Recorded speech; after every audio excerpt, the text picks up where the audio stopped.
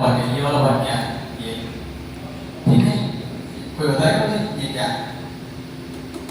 ये क्या है? लीवर। क्या है? लीवर। लीवर को इंग्लिश में लीवर ही कहते हैं। क्या कहते हैं? लीवर।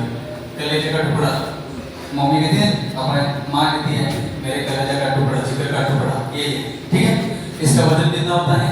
जिसको हिंदी में क्या कहते हैं? हम यकृत। क्या कहते हैं? यकृत। ठीक है, इसका वजन कितना होता है? इसका वजन कितना होता है? कोई बताएगा? किस होता है? 1.5 kg के आसपास। कितना होता है? 1.5 kg। कितना होता है? 1.5 kg। ठीक है। लीवर जो है, इसके बारे में दो तीन बातें हमको पता होनी चाहिए। जो लीवर का अध्ययन किया जाता है, लीवर का अध्ययन किया जाता है, तो लीवर को कहते क्या है? तो लीवर को बोलते हैं हिपेट। क्या बोलते हैं? हिपेट। क्या बोलते हैं? हिपेट। ठीक है।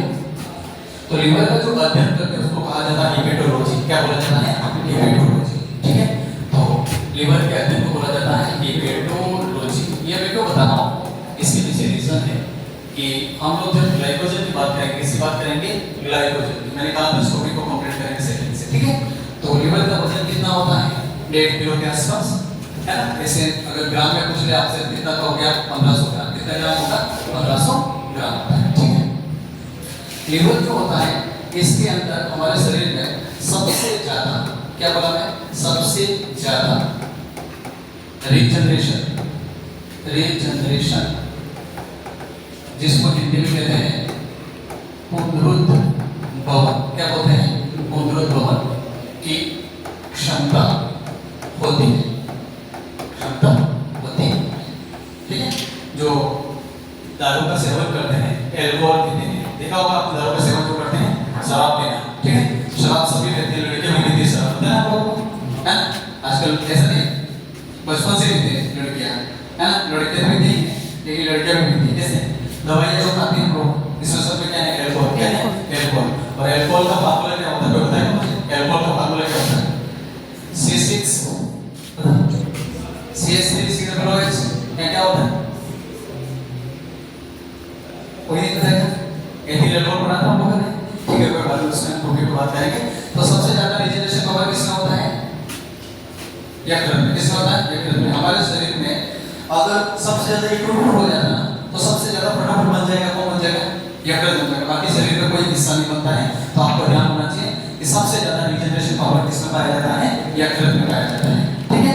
इसके बाद इसके बारे में हमें ये जानना चाहिए कि यकृत जो होता है, इसको हम नॉर्मली केमिकल लैब कहते हैं। क्या कहते हैं?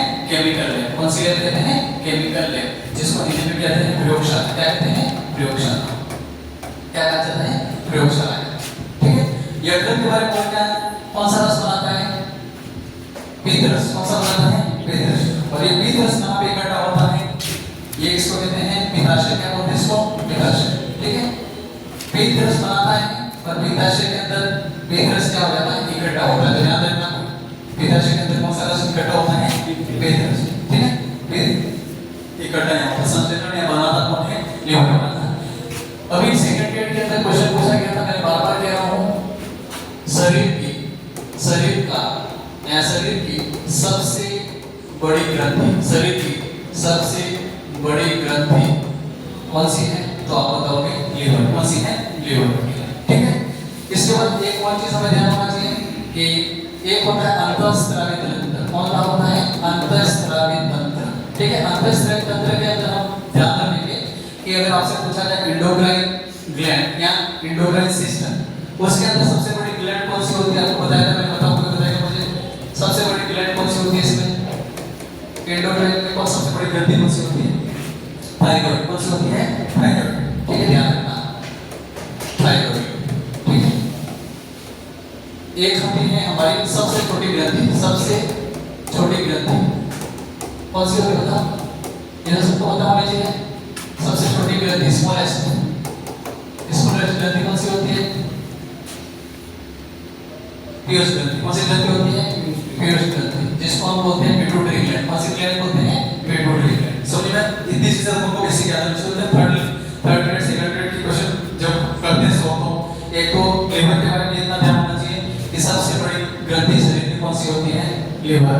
और सबसे छोटी ग्रंथि कौन सी होती है? पीयूष ग्रंथि होती है। और अगर अंतःस्रावी ग्रंथि को बोला, बड़े का ध्यान रखना, अगर अंतःस्रावी में सबसे बड़ी ग्रंथि कौन सी है? तो आप बोलोगे थायराइड। थायराइड। कौन सी है? थायराइड। अगर आपसे पूछा जाए कि अंतःस्रावी और बहिःस्रावी दोनों पे काम करने वाली ग्रंथि कौन सी है, तो आपके बताओगे अग्नाशय। कौन सी होती है? अग्नाशय। कितना रुपया था? ठीक है। तो इसके बारे में इसलिए कहा कि ग्लाइकोजन की जब भी बात करेंगे तो हम लोग क्या करते हैं, जब साल भर खाना खाते हैं, अभी सर्दियों में लड्डू वड्डू बनेंगे हम लोगों के, और लड्डू खा खा के हम लोग वसा का इकट्ठा कर, वसा जो है ग्लाइकोजन के फॉर्म में या भोजन के रूप में एक्स्ट्रा इकट्ठा कर देते हैं। और ये इकट्ठा जो होता है, ऐसे लड्डू खाते हैं 2 महीने 3 महीने खाते हैं ना बंदे हुए, और कुछ लोग कुछ और भी खाते हैं तल के, तो उसमें क्या होता है, फैट भी होता है, वसा होता है, और वसा 2 महीने खत्म नहीं हो जाता है, क्योंकि हमको जितनी एनर्जी चाहिए इतना यूज करते हैं, तो साल भर वो एनर्जी हमारे अंदर बॉडी में रहती है। तो साल भर नहीं रहे तो ये कह सकते हैं कि पूरा इकट्ठा कहाँ रहता है, तो ये इकट्ठा रहता है, क्या रहता है, जो एक्स्ट्रा खा रहा है वो इकट्ठा रहता है। फिर जैसे जैसे हम भूखे होते हैं, कभी खाना नहीं मिला हमको, या हम कभी उपवास में 8-9 दिन के नवरात्रि आएंगे, उस टाइम हमारे पास जो ग्लाइकोजन जो भरा पड़ा है वो धीरे धीरे रिलीज होता है, बॉडी को एनर्जी देता रहता है, ऊर्जा देता रहता है। इसलिए हम जिंदा रहते हैं, 4 दिन नहीं खाए तो भी मैं जिंदा हूँ, ये वाली चीज़ है। तो कहने का मतलब एक क्वेश्चन क्या पूछा जाता है, ग्लाइकोजन कहाँ पे इकट्ठा रहता है, तो यकृत में। तो मनुष्य में जो भोजन है, प्राणी में जो भोजन इकट्ठा रहता है उसको हम कहते हैं ग्लाइकोजन, और पेड़ पौधों के अंदर भोजन इकट्ठा रहता है उसको क्या बोलते हैं हम लोग? स्टार्च। क्या बोलते हैं? स्टार्च। समझिएगा। तो ग्लाइकोजन के बारे में